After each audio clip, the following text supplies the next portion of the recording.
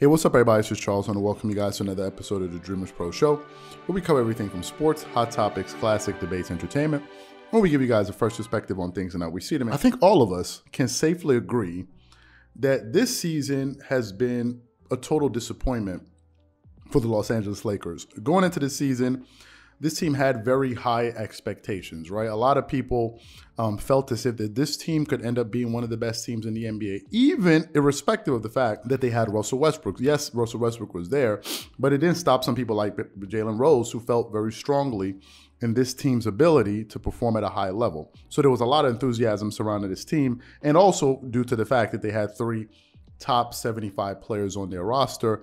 If you comb through the NBA, the only other team that could say that they had three top 75 players. No, I don't think there were any other teams, to be quite honest with you. So the Lakers were loaded because they had Anthony Davis, LeBron James, and Russell Westbrook. And just remember, the year prior, the Lakers had won the NBA championship with the core of Anthony Davis and LeBron James. So I think that there was this sort of trust factor embedded into this team. But after their first 20 games, the Lakers had a 10-10 record. And at that time, some people would say, no, it's still early, blah, blah, blah, blah, blah, blah, blah. But now that we're past the halfway mark of this season, the Lakers are currently sitting in the 8th spot with a 22-23 record. And now the latest rumor circulating around the team is that the coach is basically coaching on a game-to-game basis, right? So one game, he may be safe. The next game, if they lose it, his job may be in jeopardy. And that seems to be the situation kind of circulating around the team. And I think, in my personal opinion, the challenges that this Laker team are having goes beyond coaching, right? It's not just about, the coaching. If you look at a lot of their stars, a lot of these guys are past their prime. If you look at Carmelo Anthony, Dwight Howard, DeAndre Jordan, these guys are not in their prime anymore. If you look at their starting five, they're not a very good defensive unit when they play on the floor. They're not very good at playing defense, and they don't really have any real floor spacing due to the fact that they have Russell Westbrook on the roster. We did a video maybe a day or two ago where we highlighted the fact, maybe some people watching this video for the first time may be unaware of this, Russell Westbrook has only shot above 40% from 0 feet to 3 feet to the rim. So basically, Westbrook has only shot over 40% in his entire NBA career when he was attacking the basket. Any shot distance beyond the 3 foot mark, he has not shot over 40%. You add a guy like that to that offense, to that starting five, who provides no spacing whatsoever, then you have him play alongside of LeBron James, who is at his best when he's playing with shooters, because LeBron, his greatest strength is going downhill. He can hit an open jump shot. He can hit an open three-point shot, but primarily, I think the majority of his offense is generated in the paint. And he likes to play with spacing. But when you have a guy like this on the floor as a point guard who is not a very good shooter and is also not a very good, free throw shooter, I think he's only shooting roughly 70% from the free throw line, it creates problems because of the type of star player that they have. LeBron is not Kevin Durant. Kevin Durant, within himself, he can score 25 points just taking jump shots because he's that efficient and he's that good of a perimeter shooter. And now the question has become, who should they trade? Right now we've moved into the point where it's time to start talking about trades because the trade deadline is just around the corner. Now, in my personal opinion, therein lies the problem because Russell Westbrook is virtually untradeable for two key reasons. Number one, he is owed roughly $90 million on his current deal, on his current NBA contract. This year, I think he's getting paid something like $44 million. Next year, he's slated to earn around $45 million.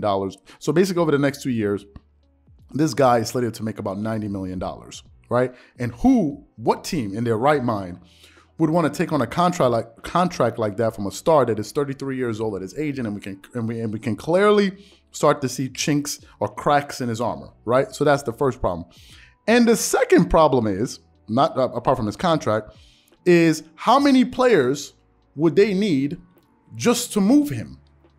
When the Lakers acquired Russell Westbrook, they lost Kyle Kuzma, they lost, KCP, and they lost Montrezl Harrell. They lost 3 players to acquire 1.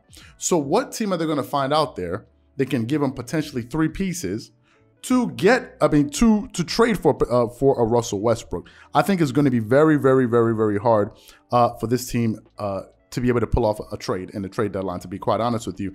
And now we've been hearing players circulate around there like THC. They're now talking about shopping around THC. But even if they were to be, even if the Lakers were able to trade THC to another team, the player that they would get back, the impact that that guy would be able to add to this roster, in my opinion, would be marginal.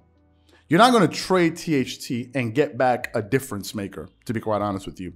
There's no one out there for that, unless you're going to get, some type of, player that we're not thinking of, Miles Turner or somebody like this. But I don't think they're going to be able to get back a player that would be able to change life for this team.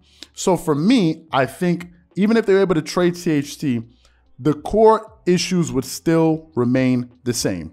What are the core issues? Number one, this team is not a very good defensive team. That's number one. Number two, they're still very old. Unless they're going to be training a 10-year-old to be able to bring down the average age of this roster, they're still going to be pretty old, right? You're going to still have a scenario in which your starting 5 is going to consist of LeBron James, Russell Westbrook, and Anthony Davis. Now, rumors have been circulating around saying that Anthony Davis, when he returns, he's going to play the center position. Now, here's some things to kind of take into inventory. If, in fact, Anthony Davis is going to be playing the center position, what do we know about Anthony Davis? He's very talented. He's one of the best two-way players in basketball, but he's also very injury-prone. And if you're going to be putting him in the 5 spot, a position that he has avoided playing his entire career because he doesn't like the physicality that comes with playing the center position, if you're going to be making him play the center position, it means that most likely you're going to increase the likelihood of this guy getting injured again. It's just the reality. So there's that there's that caveat you have to take with that particular. If you're going to play Anthony Davis at the 5, chances are he could get injured again, right? He has a history, chronic history of just always being injured. That's the first thing. And the second thing, it doesn't mitigate the fact that you still have Russell Westbrook and LeBron James, who are not very good shooters. It's just the reality. So I still think the problems are still going to be there for this team. And I think if they can't move Westbrook, I think they're ultimately going to have to come to terms with the reality that this team is just not going to be any good this season. And ultimately is going to end up being a major disappointment, because going into the season, this team had so many high expectations, not just from the people outside, but even from people within.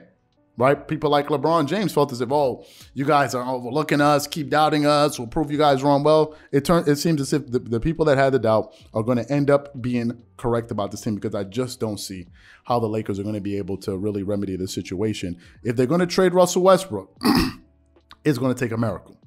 It is going to take a miracle, because you're going to have to find a suitor that's going to be gullible enough to get this guy. It'll probably be a team that, probably in the process of rebuilding. They want to get a start. They want to get some fans into the seats or whatever it is. And you get a Russell Westbrook to be like a sideshow. But I don't think any championship team out there would want to get a Westbrook, because look what he's doing on a championship contender. He's not really, he's not really a difference maker. He's not. It's not like as if when Kyrie Irving was out and the Nets had a healthy Kevin Durant and a healthy James Harden and things were still rolling. That's not the case with the Lakers. Anthony Davis has been out. Russell Westbrook is still there. And I'm not really seeing I'm not seeing the difference that he's making. They just lost another game the other day. So these are my thoughts and opinions. And what I want to know from you guys is, it's quite simple. Do the Lakers need to move Westbrook? If they can't move him, what can they do? Or do you think that there's nothing that they can do and this is the team that is going to be for the rest of the season? Whatever you guys think, please leave your thoughts and comments in the comment section below. Again, if you enjoyed the video, be sure to make sure you go ahead and hit the like button, hit the subscribe button, and hit the notification bell to be notified whenever we drop our content. Once again, this is Charles here from Dreamerspro. Wishing you guys an amazing day and catch you guys on the next episode.